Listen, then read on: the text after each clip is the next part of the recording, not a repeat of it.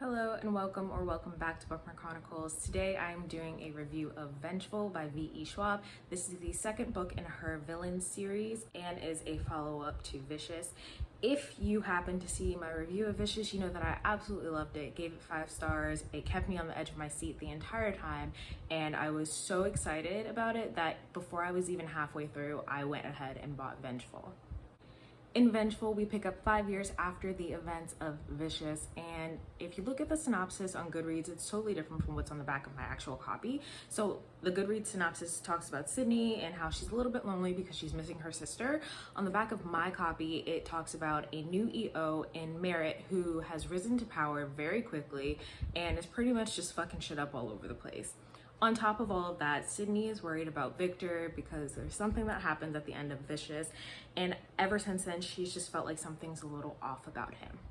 So if you were a fan of Vicious, then I highly suggest that you pick this up, especially for people who are interested in Eli. I personally am not, but we do get a lot of his backstory and him as a child in here, and I did find all of that very interesting. On top of that, I love the storyline of the new EO, Marcella Riggins, and everything that happens and how she ends up rising to power so quickly. One of the reasons that I enjoyed Vicious so much is that I learned that I may or may not like morally gray characters, but that I also love the found family trope, and you still get some of that in here.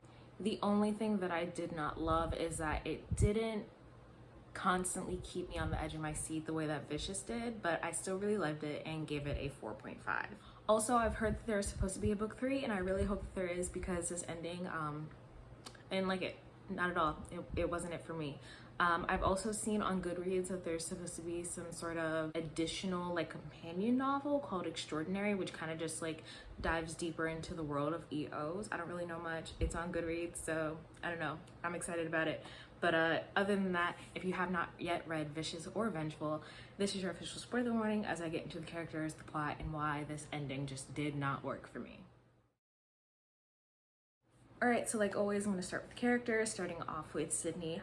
I still love her, I do. However, she's 18 now and she's kind of in this teenage rebellion phase that I don't really care about. I don't know, I just felt like her attitude was a little unnecessary at times, and I can understand that she misses her sister. However, I am so glad that she did not bring her back, because I don't think that Serena would have stood by her.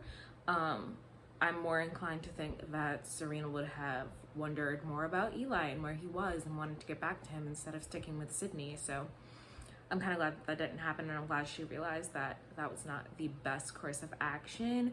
One of the questions that I had at the end of Vicious was like, what happened to Sydney and Serena's parents? And that doesn't get answered, but I guess like it doesn't really matter. I don't know, like, do they just think that both of their kids are dead now? I don't know.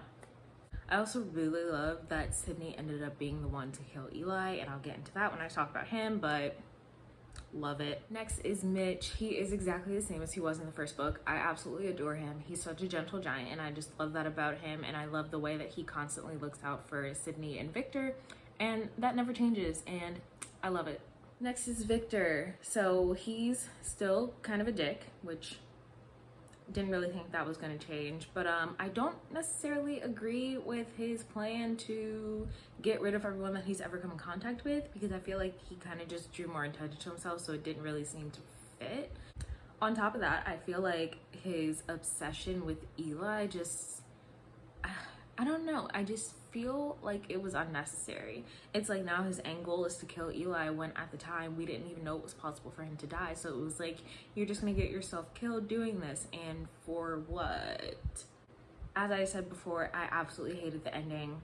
I understand that he kind of wanted to get away from them in the first place, but for him to just like completely fucking abandon them like that, I don't like it. And I'm hoping that in the third one they get reunited, because at the end of this one, Sydney talks about how she still feels that pull to him because she brought him back. So I'm really hoping that they end up finding each other again, because I think Victor is better off with them, whether he wants to believe it or not. Next is Eli. Also still a dick. Also still has a god complex. I still don't like him. Am I glad he died? Fuck yeah. I was kind of excited when I thought that Marcella was going to be the one to do it, but I'm even more satisfied that it was Sydney, because she'd been having nightmares about him. And honestly, I was kind of surprised that that was how it ended. I'll talk about the doctor in a minute, but I kind of forgot about him at one point. So the fact that he popped back up, that was a good plot twist. I like it. Next is Dr. Haverty. Crazy as fuck. Like, there's no question about it. No ifs, ands, or buts. Just psycho. I mean, like, I get that he's a scientist and, you know, he wants answers and all of that, but the way he tortured Eli, the fact that he literally opened his chest and cut out his heart, and then of course Eli's body just grew another one, which I don't know how I feel about it. I mean, I get it because that's his power and it was expected. And then I totally forgot that, like, he had copied all of his research and took some of Eli's blood too. So when he came back up again, I thought originally that Eli had gotten caught by Eon. Oh my goodness. Loved it, loved it, loved it. Which is like really gruesome, but whatever, it's totally fine. Next is June. I don't really know if I like her. I think I did at first, but then the way she talked about Sydney was really possessive, and the way she like threatened to kill Victor or threatened to kill Mitch to get Victor to do what she wanted, I just did not agree with that at all. And it's like, you say you're doing all of this for Sydney because you're trying to save her, but like she said to her, that's her family. So if you had harmed either one of them, you can't possibly think that she just would have been totally okay with it, especially when she flipped at Victor when she found out that he was the one who killed Serena. Like, what did you expect to happen? I don't understand.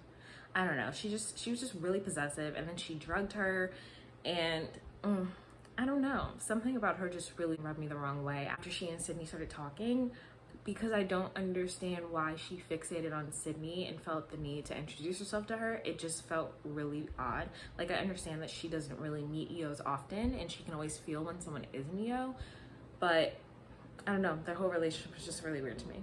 Detective Stell. You fucking idiot. Because why would you trust Marcella to, first of all, you made a deal with her as if she wasn't gonna fuck you over. And then you let Eli out. Like, how? And you were warned. You were warned. So I don't understand how you made that decision and thought that everything was gonna be fine. And then of course, Victor killed him at the end, which if he hadn't, Stell would have just constantly hunted him down. So, I mean, I get it, but I don't know. I kind of want it better for him, but at the same time, he's an idiot. Marcella. Her power was really interesting, her entire story with her husband and everything, and I want to like her because I can understand, you know, like being a woman in power and having men constantly, what word am I looking for? Having men constantly underestimate you and all of that. But I think she also just thinks that she's invincible, and that's where she went wrong, because even though she did almost kill Eli, it was her power that ended up killing her in the end, because she basically fell to her death after she destroyed the floor. But also, I didn't like the way that she treated June, and knowing that June was really possessive over Sydney, basically saying, oh, we're gonna bring her to me so that I can use her as a weapon too. Like, I don't know, like, I kind of liked her at first, and then she like got power hungry and maniacal, and not mad that she's dead. Next is Dom. I hate that he died, especially the way he did, because he was saving Victor. And at first I thought for some reason maybe he had like been quick enough to miss the bullet. Of course he wasn't, and like they were trying to escape when it happened. But the last character that I want to talk about, who isn't really a main character but I think is really important, was Rios. I feel like she falls in the same vein as Eli, because she's an EO. This bitch can walk through walls, and she like runs the whole operation. She was still second in command. So I don't know if that's gonna be followed up with in the third book, but I kind of hope so, because I kind of want her to be exposed. I was find it interesting that at the end nobody knew about Stell yet, so I wonder how that's gonna go over. And Victor covered his tracks pretty well, so that's interesting. I wonder how that's gonna work out. So those are all of the characters. What I liked about this book is that I just liked being back in this world. I love the characters still. So it was nice to see what they were up to 5 years later. As I mentioned before, I didn't find this one as exciting as Vicious, but in the last section of the book, there is that countdown again where it's like the night before, the last morning, the last afternoon, the last evening. And I really love that part because it like just gets me excited because you know shit's about to go down. On the other hand, I didn't really care for Eli's backstory. Like, yes, I did find it interesting, but I don't really give a fuck about Eli, so there's that. I also felt like we were dealing with so many more characters this time around. I don't necessarily think that's a bad thing. It just wasn't really expected. I'm really interested to see what this third book is supposed to be like. There's no synopsis yet and no publication date, obviously, so I don't know. I really don't know what to expect. I think that Vicious kind of wrapped up nicely, honestly, but because I like this world and the characters, I didn't mind that there was a sequel. This one technically also wrapped up fairly nicely, but like I said, I didn't like that Victor left them, so I'm hoping that that changes. Otherwise, I don't really know what else she could do. I mean, I guess she could always introduce a new EO. I just don't know how it's gonna end. And as far as I know, it's just supposed to be a trilogy, so that'll be interesting. I'm also interested in the additional book that just talks about EOs in general. I feel like that would be really cool too. So yeah, that's pretty much all I have to say. Like I said, I rated it a 4.5 and I really enjoyed it still, although I did love Vicious more. I think maybe that's a pattern though. I think typically the first book in a series is the one that I tend to enjoy the most.